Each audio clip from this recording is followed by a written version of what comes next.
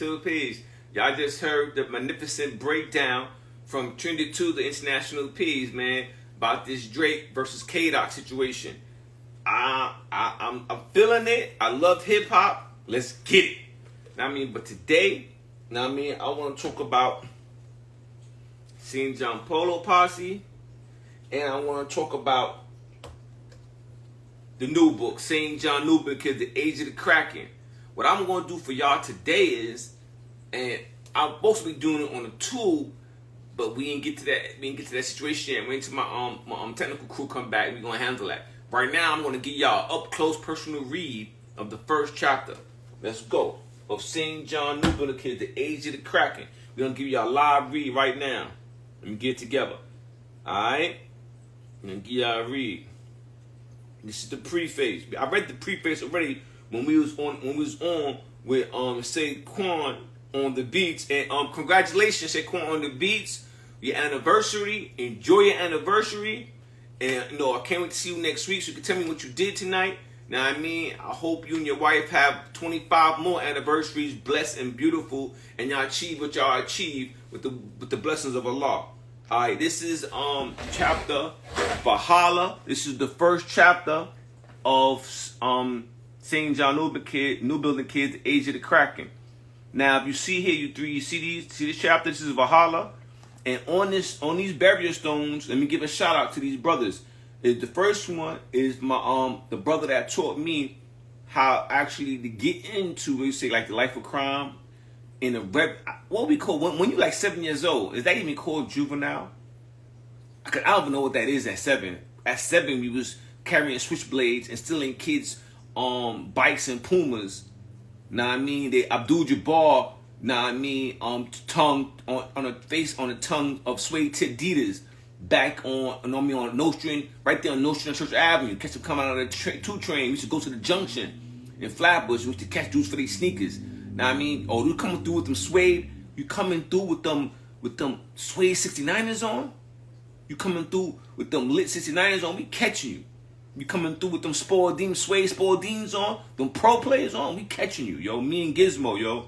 Shout to Gizmo, yo. Man's Wings Press Forever. Shout to Gold Teeth Born, yo. He used to come on to John, know what I mean? And he used to be blessing me and Poopa Danger, know what I mean? Shout to Indian, man. Man's Wings Press Forever. And shout to Chris Ross, Ace, man. Know what I mean? Ace was my he was my Guyanese big brother, man, that schooled me and protected me on the block, man, because we was like the 823 boys in Flatbush, you know what I mean, where I came from before I came to Crown Heights. So those stories, Gizmo and Chris, man, were my first mentors, man, my first elders, man. Like Chris and Giz and Uni, we used to they're the one that brought me into be God body when I was young.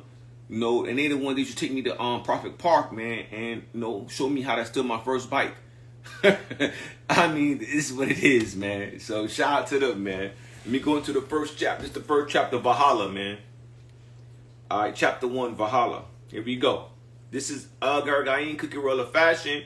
We're gonna go through a live read of the first chapter of St. John New Building Kids, The Age of the Kraken. Y'all ready? All right, let's go.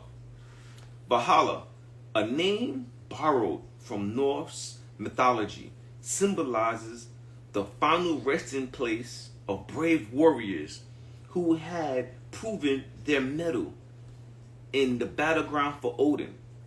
An ironic moniker for a grimy adult jail in the heart of Westchester, where G Light, only 14, found himself instead of juvenile facility in Westchester. He had expected Valhalla, the Hades of the urban hood, is every bit as harsh and unforgiving as the underworld of Greek mythology.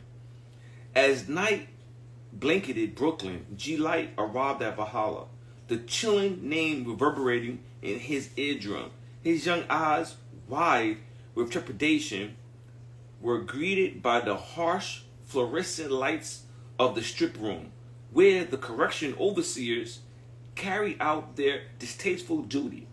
They combed through him meticulously, stripping him down to his naked form, making him squat, forcing him to run his fingers through his mouth inspecting each item of his clothes. This was his rites of passage, a chilling initiation into the adult world far too early. Here, in this modern-day Valhalla, G-Light would either crumble under the weight of his circumstances or rise to the occasion, harnessing the raw ruthlessness reality of the urban hood to become a legend in his own right. Only time would tell. Page 2. As the CEOs led G-Light down the labyrinth hallways of Valhalla, he found himself in 3 West Block, the prison's most notorious section. It was eerily silent. The day room deserted, with empty chairs and tables providing a chilling testament to the desolation that awaited him. Instead of standard cells, ancient iron doors rusted an ominous lined corridor. The CEO's gruff voice echoed eerily, ordering him to step into one such door, a meager 2-foot opening that looked like the entrance to a medieval dungeon.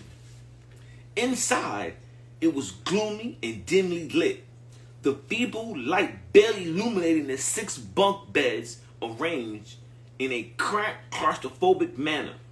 4 of those bunks were pressed against the cold stone walls, while 2 were ominously placed in the middle, head to toe, facing the door. The room was saturated with the unbearable stench of sweat and urine, and the raw human funk that struck him like a slap in the face, almost making him retch. In the oppressive silence, G-Light could feel the eyes on him. The occupants of the room, the hardened hitters, were not asleep. They were observing, sizing up the latest arrival. Despite the intense scrutiny, no one uttered a word.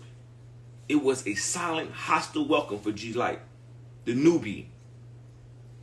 Sleep eluded him on that first night in the dungeon-like cell.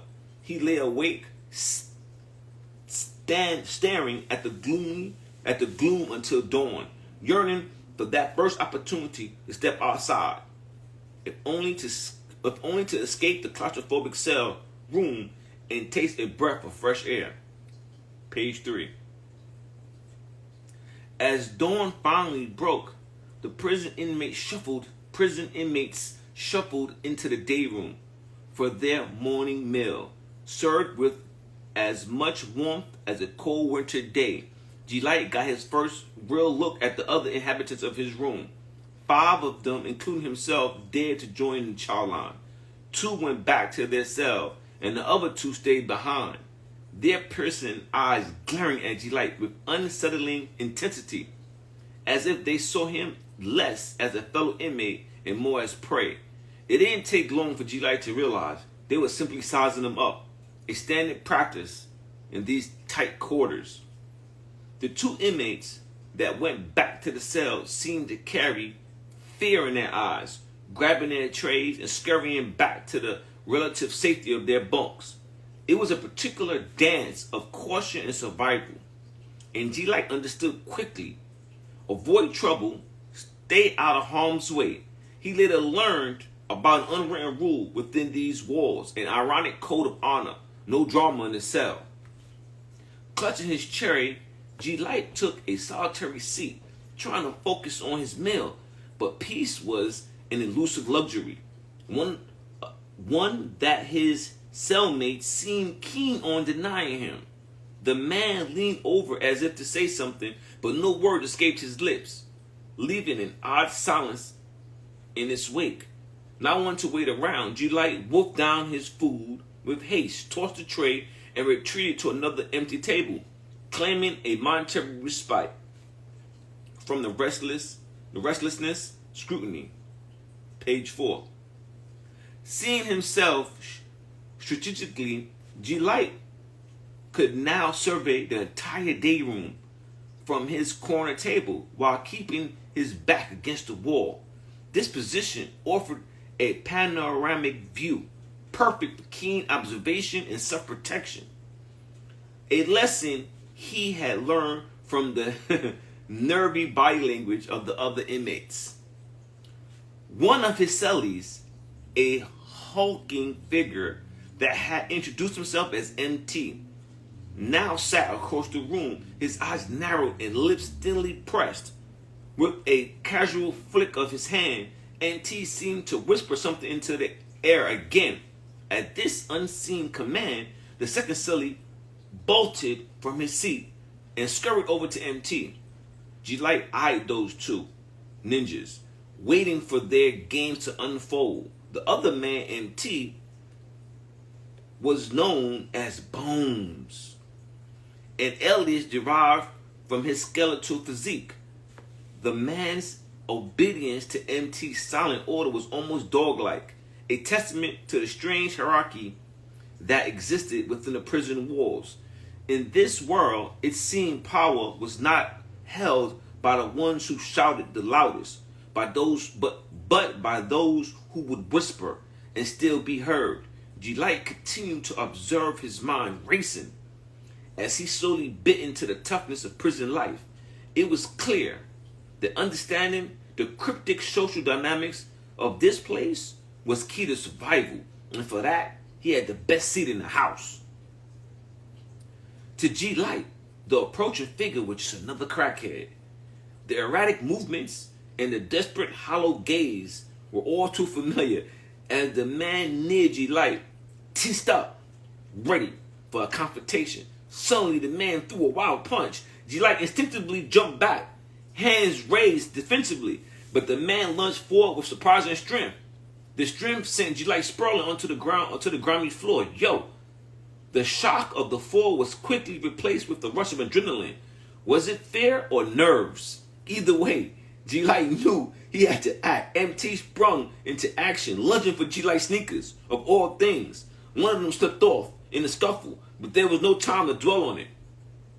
G-Light was in panic mode now. He pushed the crackhead off, scrambling back to his feet, and started swinging wildly. His fists were his only defense in this chaotic situation. Almost as quickly as it started, the CO stormed into the day room. They quickly restored order, forcing everyone against the wall, and then escorted them back to their cells. One thing was clear: survival in this place was going to be a daily battle, and G-Light was ready for the fight. Ready to fight. As G-Light was led to his cell, a random inmate pulled up, warning him with a low growl, "Don't set it off in the room." G-Light just delivered an icy stare in response and stepped aside the new quarters. He hopped on the top bunk, his right foot the only one still doing with his sneaker. MT and Bones were there, their eyes fixated on him. He met their gaze. Fear was there, yes, but it was overpowered by vexation. You know how it is to be vexed? Know what I mean? Alright, this is El Gargain, Cookie Royal Fashion. We're reading the first chapter of the New Billionaire Kids, Age of the Kraken. In the midst of this tension, his supreme math was his solace. He found himself reciting the principles out loud over and over like a mantra. G-Light's bunkmate, hearing him, looked up from the bottom bed and said, "You God body?" He answered, "Y equals self, God." G-Light responded. A mutual recognition passed between them as they exchanged the salutations, knowledge. G-Light introduced himself with his attribute, "Young God, everlasting love Allah." His bunkie seemed impressed. "Powerful attribute," he acknowledged. Introducing himself in turn, "I'm Quan, culture God Allah." Young God didn't fully grasp what he meant, but he returned the respect. "Peace, God." Finally, he confessed to Quan, "I'm kind of in a destroy evil mode. This place was unlike any he'd known, and it was clear. It was clear survival would demand every ounce of resilience he had within him." As dawn came again, the cell door opened. Young Guard still feeling awkward. Now G-Light is Young Guard now. He's not going by G-Light now. Remember, you got to understand the growth as he introduced himself to the people. As dawn came again, the cell door opened. Young guard, still feeling awkward with one shoe on, rushed to the day room. Out came Quan too. The atmosphere was tense. When MT approached him, acting like they were friends or something, he hit young guard with a proposition. Yo, let me get that other side. I'll give you a pack of smokes, which is cigarettes. Without giving it a second thought, young guard stole on him, which means punched him in the face real quick. They tangled, rolling around on the floor. MT had the upper hand, being a grown man and all, but young guard took a page out of Virgilio's book, which is coming from the first book, St. John Polo Posse, when he went to war with the kids from St. John and Nostrand. He bit him, just like Virgilio did him back in IS 390. MT let go real quick, and young guard sprung up, ready for the next round. Bones on his left got charged. He took off running, but Quan was quick to intervene, pulling young guard to the corner. Look, young guard, he said, the guards want to build with you in the lower library. Young guard cooled down, but he gestured to his mismatched feet. How? He asked. Quan reassured him, no worries. Just put on one of my shoes. Revealed young guard had only one question left. What time we go? After lunch, Quan responded, and so they waited for the time to come. Upon entering the lower library, a few men approached their section with clear recognition. They extended their greetings to Quan. In return, Quan presented G Light as young, adding a brief pause before punctuating the introduction with God. Young echoed his piece to the guards, and one of them swiftly moved closer to him. His name was Ja Black. He claimed, and he threw a question at young guard about today's math. For a moment, he was lost. Then it clicked. I think it's wisdom equals all born to build or destroy. He answered, repeating what he learned from the God born from Mecca, Harlem, in the group home where B. Bob and he stayed. Ja gave him a peculiar look, acknowledging his answer with a smile. Actual fact. With a simple actual fact. He could see in Ja's eyes that he had figured him out. He was still a newborn in this. He felt the need to validate his place and begin to share his story. He told the guards that at the age of 6, he undertook his fast, his commitment marking ceremony sealed with a swig of undiluted vinegar. Their laughter filled the air, underpinned by approving nods, meaning that he drank vinegar and did a 3-day fast to be initiated as a 5%er back in the 70s. This was young guard, G Light. Okay, Ja cut through the mirth, asserting that they couldn't let those destructive intentions get away with their attempt to steal his sneakers and beat him up. As they continued their conversation, he couldn't help but notice that the entire library, despite its size, different section, seemed to be tuned in to their table, hanging on to every word. Young and Quan found their way back to the cell block, the metallic clatter of the locked doors echoing in the bare hallways. Alone in their shared space, Quan unfolded the meaning behind Ja's words, actual facts. It was an enlightenment moment for Young. His understanding deepened as if he had been looking at a puzzle and finally saw how all the pieces fit.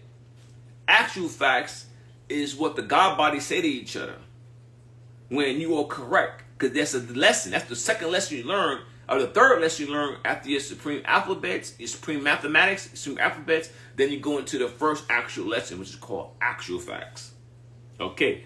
The loud ringing, signaling chow time echoed through the block doors, creaking open for a brief period of comfort. Their plan was straightforward.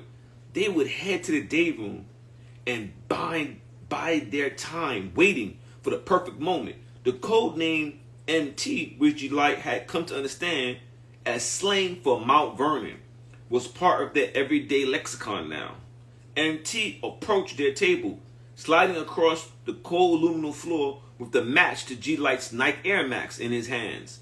He politely asked for their pardon before stating that Bones wasn't one of their own, neither from Mount Vernon nor Yonkers. She suggested a plan to Young, a bold move to confront Bones without fear of interference. Young's response was immediate and a short bet, but he wanted to wait until gym time. As the day pushed on, gym time arrived. The atmosphere shifted. Another cell block was already occupying the space. 2 East. Unexpectedly, Young's gaze met with Mike from FA, Franklin Avenue, Matt Dillon's cousins. Mike and a group of kids had been nabbed while playing games at Yonkers Raceway. This encounter felt like a blessing, an unexpected ally in these trying times. Mike, Matt Dillon's cousin, on his father's Jimmy side, embraced G Light with a broad smile and sturdy grip. With an arm around G Light, he turned to his crew and introduced him as his play cousin from St. John and Troy. G Light wasted no time, swiftly sharing his plan to take down Bones. Mike's response came as a surprise. He said, "Nah, we jumping MT too." So without a second thought, G Light launched his attack on Bones, while Mike sneaked behind MT, landing a powerful punch. Together they jumped the two. Unexpected assistance that would have had Quan laughing on seeing the tables turn. They stomped on the two relentlessly, their wrathful dance bringing the block to a standstill. The correctional officers stormed in, breaking up the fight from his cell block. Mike beckoned one of the officers and requested a transfer for Young to 2 East. The overseers jotted down Young's name, pulling him aside for further instruction. Young found himself being led to another block, one inhabited by individuals who seemed to be nothing short of unstable, labeled as MOs, mentally observed. He spent a solitarily unsettling night amongst the MOs before being relocated the following day to his desired destination, 2 East. On arrival at 2 East, Young found that Mike was the ruling power. He had the whole block under control. He let Young in on the events that transpired following BFO, which is a play. BFO was the place in Yonkers that the Polo Posse, St. John Polo Posse, and the St. John Lowlives used to go shoplifting at back in the mid-'80s. They decided to venture into Kids R Us, where all of them ended up snared by the law. Young could only shake his head at the reckless endeavor, declaring, "My G days are done, man." Mike listened intently as Young shared his tale from Mount Vernon. He recounted how he and his homie Black Understanding had run the game in the 3rd Ave projects. Their crack so high quality and in such demand, they were slinging dimes for $25 bottles. Their business was raking in customers, and they were hitting the jackpot. The duo knew just how to blend in, often lingering in 3rd Ave Park, pretending to merely be out for recreation. Yet, they were always on the lookout, ready to serve any fiends that approached. The customers were skeptical at first, but after handing a few strategic samples, they were hooked. Their routine was well set. They would stop by the park right before school and then catch the bus to Mount Vernon High School, where Young was enrolled by 2 p.m. They would leave school and navigate 3rd Ave Strip, taking the measure of the crackheads. Each place they visit, they would hand out 2 to 3 samples, ensuring the fiends knew they meant business. Their operation was lucrative, and they ruled their turf with an iron fist. They were running a smooth operation, getting off at least 2 quarters every day. 2 quarters at that time, mind you, G Light was only a teenager at that time, a juvenile at that time. So 2 quarters is nothing but 7 grams of crack cocaine. They were running a smooth operation, getting off at least 2 quarters every other day. The heads around here weren't as aggressive or as nasty looking as the ones they encountered back on Troy and St. John's. As Young Understanding explained how they managed all this while in the group home, Mike could only shake his head in disbelief and chuckle. Word, y'all did this while in a group home? That's funny. They had a little help, of course. Their allies from Columbus and South 6th Street were instrumental. They rendezvoused at the gas station by the bus stop before and after school, sharing progress reports and strategizing for the next moves. Being Godbody, they didn't get much flack from the crews in the projects, but they were warned about Bambalon and the other crews, especially the Caribbean kids who were also out and about. That's how G Light ended up mixed up in this. He recounted to Mike, the hitters were mad that the gods had given Young and Understanding the green light. On top of that, the girls were swooning over them. Something G Light couldn't help, but added with a smirk, yeah, the girls were keep sweating us too. He had caught the eye of one of the girls, but there was a complication. She knew him as G Light, but the Jamaican hitters thought his name was Young God. When they found out that it was G Light who had been getting all the females' attention, one of them tried to step to him in the lunchroom. A heated argument sparked it instantly, and G Light ended up throwing him through the school cafeteria window. He concluded their tale with a laugh, and now we're here, just kicking it. While they kicked back, the environment around G Light and Mike was more astir than cozy. It was 2 East, a place with cells instead of rooms, complete with bars, individual beds, and personal toilets, plus sinks. No bunkmates. The solitude offered a certain level of comfort, providing only ample space without the constant presence of other souls in close proximity.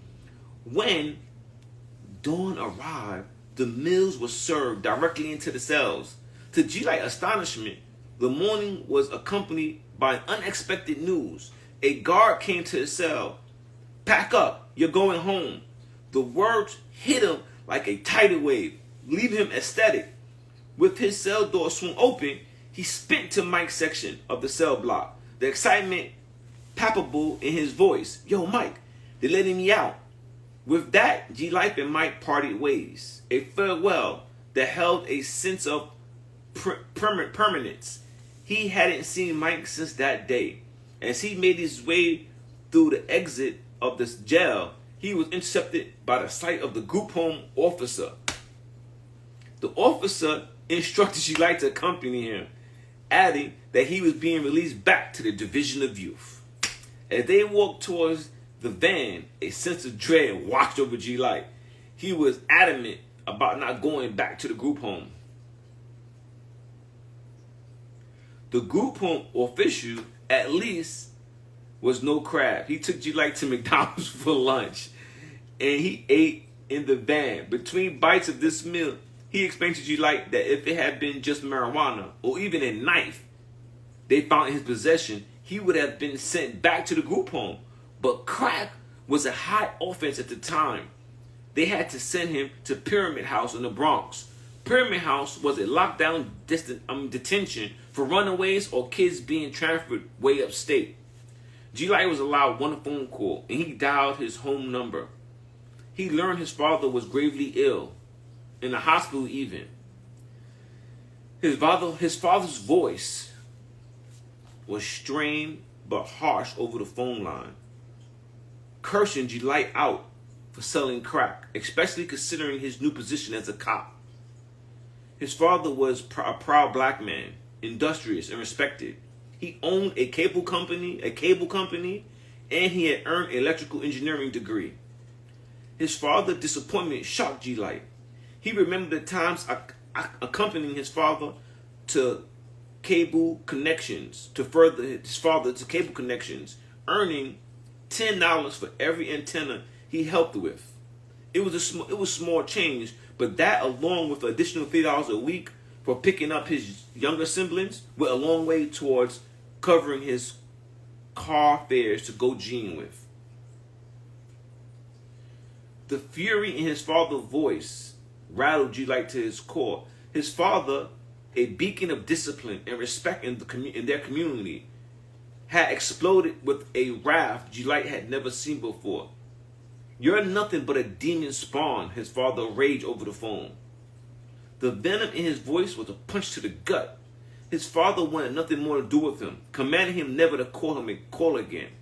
The violent rage was a startling contrast to the man G Light knew, leaving him reeling in disbelief at the line went dead. "Damn," G Light muttered under his breath. The taste of his father's words still bitter on his tongue. The prospect of heading upstate loomed ominously over him. He was being pushed into the mouth of hell, and all he could do was brace for the inevitable. The next day, they told G Light to pack up again. There was no time to process or pull himself together. Their destination remained a mystery until they passed the city line. As they went beyond White Plains, the driver finally revealed they were headed to Goshen, a maximum security juvenile detention center. The mention of Goshen was enough to chill his blood. They arrived late, under the dark cloak of night. G Light knew home was a cold, barren cell. He was greeted with a meal that was a far cry from McDonald's he'd eaten just days before. A stale sandwich and generic Kool-Aid. Meanwhile, G Light's mind was fixated on his belongings. Where was his clothes, his polo shirts, his sweaters, his jeans, his sneakers? What had happened to his Jerry G goose? It was a trivial concern compared to the predicament he was in. But it was all he could focus on in the moment. A small shred of normalcy among the chaos. Once more, with the nascent sun peering over the horizon, they demanded G Light to pack up again. "Yo, let the boy get his thoughts together," he thought to himself. This time, the destination was Harlem Valley, a place that filled his heart with dread.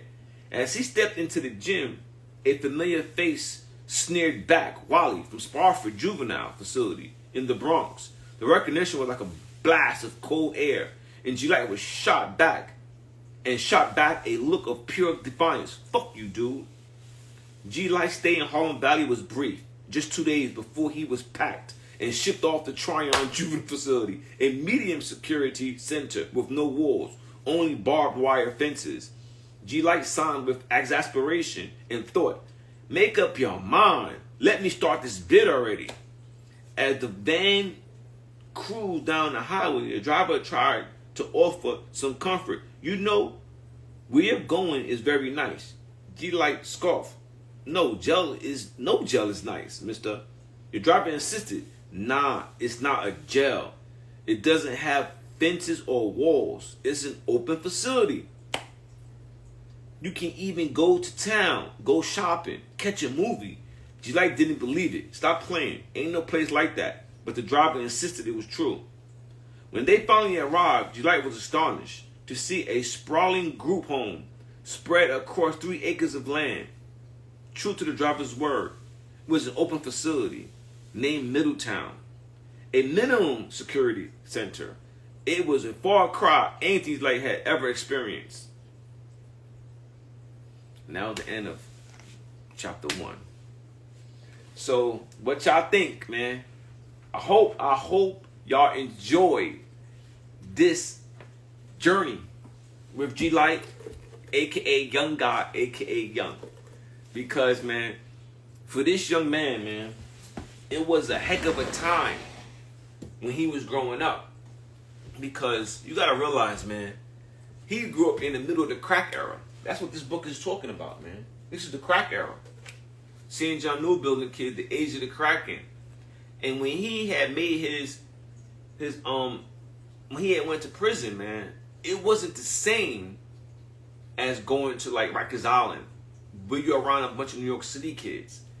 He was 14 years old in an adult prison, away from the city. We was in upstate New York now, Valhalla, Westchester County. And actually, I'm not even sure what county Valhalla is in. I just know most of the kids in there was from Westchester County, which is Mount Vernon. Inside of Westchester County was Mount Vernon, Yonkers, Nauru, which is New Rochelle, and White Plains. Those are most of the kids in there. And everybody was adults. They weren't kids. Let me stop saying kids. He didn't see no one under 18 besides Mike and them. Everyone was over 20. Was in their mid-20s. Everybody. And it was like, wow. So in there, you see what he was facing? He had to sleep in a room with five other inmates. Yo, that's crazy. You don't know what could happen to a 14-year-old behind a wall like that, behind a cell door like that. And mind you, there was no bars in 3 West. It was just like a 2-foot metal door. Boom! All they had was like a little slot that they could open up if they forbid everybody from coming out. But he had to endure that, man. Just imagine being in the damn room and grown men come bum rushing you to take your sneakers. And you're not sure what they want from you. They just bum rushing you. And you had to fight for your life. That's how it was for G Life. G Life had to actually fight for his presence, for his state of mind. It was like a heavy wrestle every moment he was there, wrestling with himself, until he saw a spark of light. And imagine he wasn't 5%er. You know how hard, it would have been even harder. Like, it's sometimes a lot of dudes say, oh, you're a punk for joining these gangs. But remember, he was 5%er before he was arrested. He was 5% since he was 6 years old. So sometimes, man, when you got a elder in your community and he's trying to give you some information, yo, check it out. See what it's worth. You don't got to be cool or do what he say, but take the information. Take the wisdom. It's like taking a dollar bill. You can buy what you want with it, as long as it's worth $1. Same thing with information. You use the information for what it's worth, and then you move on. You ain't gotta embrace the dude. You ain't gotta go in the guy's car. You ain't going to sit in the porch with the guy. You ain't gotta talk to the guy. You ain't gotta just see what the information is about. Because sometimes it may help you in the future. Because what I learned too in my journeys of life, man, was to take information and treat it like a book, oral sayings, and put it on my shelf. Put it in my Rolodex of my memory, because you never know when you're gonna need it. It's like G Life. He never knew when he was gonna need it, but he found himself in a situation whereas he started using his mathematics.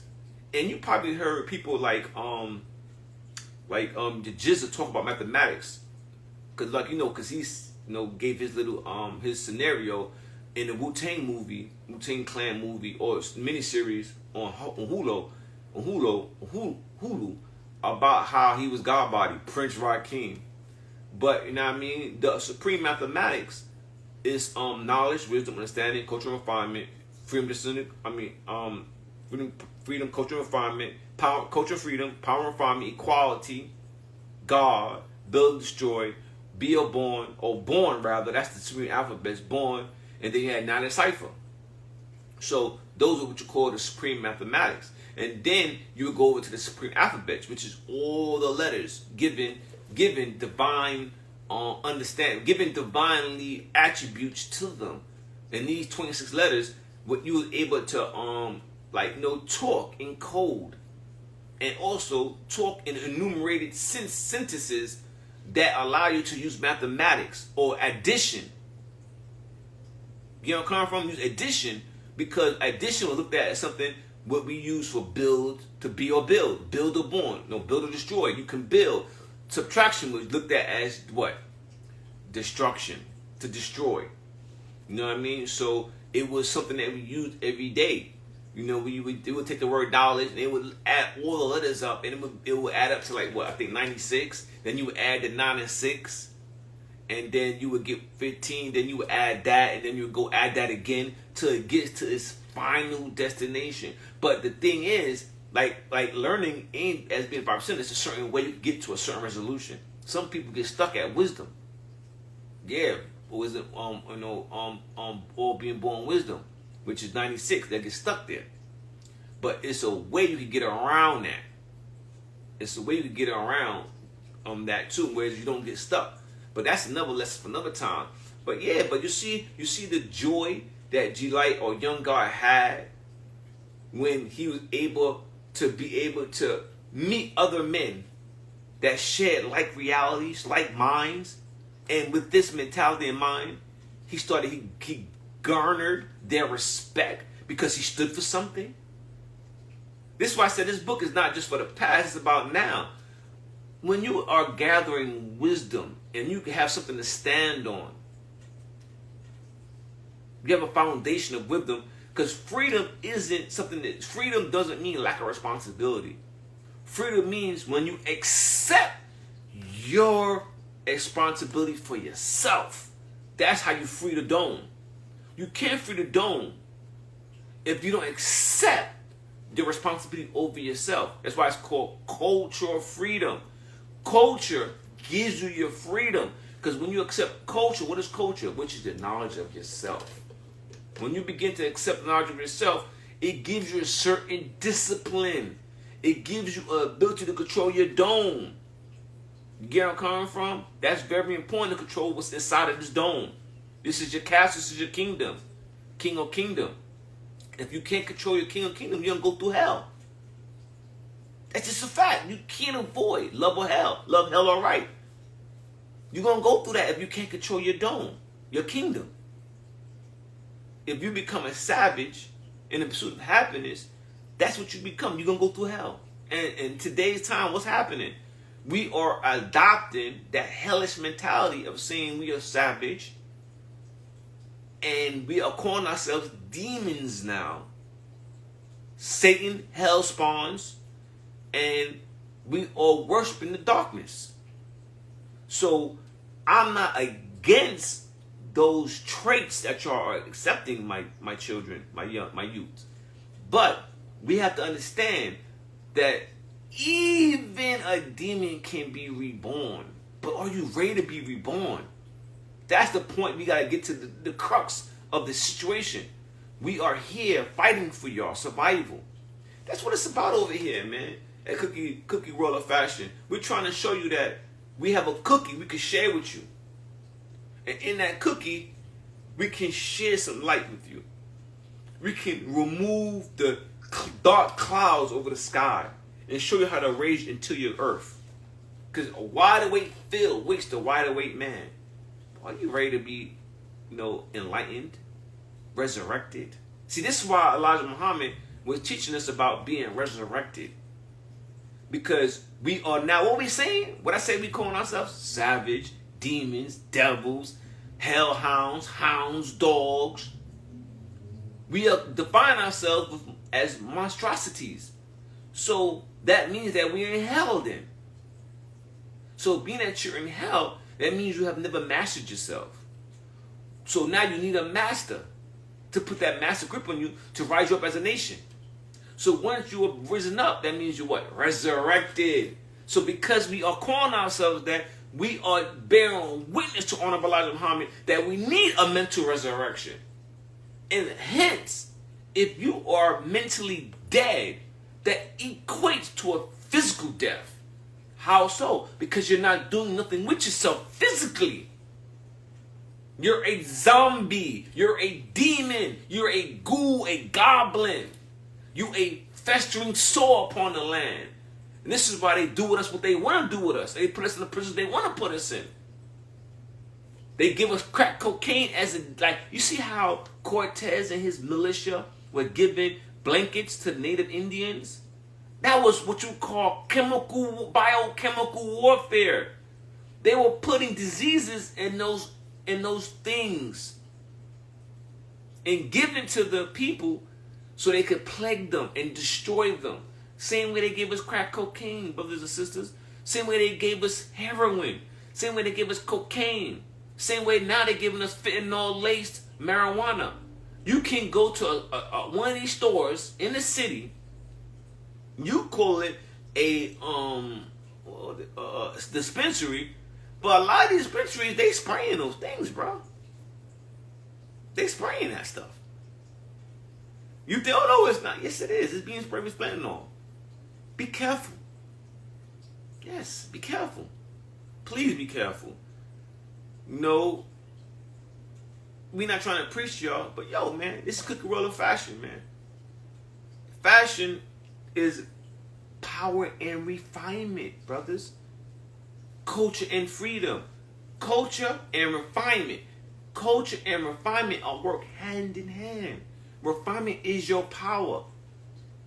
You see, when you take a rough rock, right, and you smelt it, you smote it, what you're doing is you're trying to shape it. So in shaping it, you got to get rid of the dross. You got to get rid of the excess waste to bring about its beauty and its perfection. But it takes a certain fervency to do that. And you need a master to give you the incense of wisdom, to awaken in you. So in awakening you, he gives you a leaf of knowledge. He anchors down a system of thought for you and give you wisdom as honey. And he uses this honey, he uses his oils of joy to ease the pain in your mind, the pain in your head. And he wraps it up with the leaf, which is the wisdom, the books. And that's how you can become sane again. And by you being able to walk upright, by you able to see, by you able to smell, taste, meaning taste the right food, eat the right food, breathe the right air in, hear the right things, speak the right clean words. Then you can deal equally with your sister. You can deal equally with your peers. Your mother and father can be equally yoked, equally bind to have a commitment in the name of God to build you up. So now when you're born, you're being something. So now you can add on to the cipher. So that's the lessons of young guy, yo. You know what I mean? But anyway, yo, hope y'all enjoyed, man. I hope y'all enjoy our Cookie World of Fashion, man. We're going to do this for the next few weeks. We're going to narrow it down to the last page to the back of the book. You know what I mean? New Building Kids, Age of the Kraken, man. The journey, man. The journey, man, with the New Building Kids. Y'all heard? These are the New Building Kids. Yo, this book is available at Amazon. Just punch in El Gargain, St. John New Building Kids. It's going to pop up. And this is part 1, man. This is part 1. St. John New Building Kids, the Age of the New St. John Polo Posse, Gave Rise to the Nation, part 1, part 2. You know what I mean? Support the journey. Be with us, man. Travel with us. I guarantee you it won't be a waste of time. You know what I mean? So, yo, I hit y'all. I see y'all next week for another read. Oh, yeah, this is the bag the Yeezys came in. I just showed the brothers. You know what I mean? And showed them this is the bag that come in. It's real simple. It's real simple. $20. Real simple. Like I said, man, if you work inside an office space, like the post office, MTA, you a truck driver, you a taxi driver, Uber driver, you a teacher, you work in the office, they're good for you. You working at home, they're comfortable for you. But if you have to walk a lot, particularly on concrete, nah, I'll pass on it. You know what I mean? But nonetheless, man, all praise due to Allah. I'm thankful that y'all was here with me for this read. I'll see y'all next Monday, man, for the second read. I'm not sure if we're going to read it every day for the 2 days that we come up on Cookie World, but Tuesdays are definitely a read.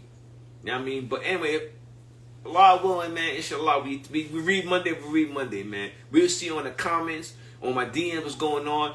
Also, check out El Gargain Official. Go get them Cookie Monsters. What I got on is the Peace Spear Badge of Honor. As you know, it's on the back. You can see on the back, Pluribus Unum, Peace Spear Edition. If you want this, you want a hoodie like this, know what I mean, with the peace skulls, know what I mean, and the P thorns, P rose, know what I mean, the El Gargain Edition. If you want this, DM me, man. This got to be made special order. But if you want the Cookie Monsters, let me know. Those are the New Building Kids. We got you. We got the cookie and marshmallow foams. We got the Peace Bear sneakers. We got the Cookie Genius suit, Cookie Goose, the Cookie Apostles, which is Cookie Apostles, which is the Last Supper rendition of the Cookie Monsters. We also got the Cookie Madonna. Hit us up, man. Get your Black Madonna. Walk and be proud. Celebrate yourself, man. You are holier than thou. All right, 2 P's. It's about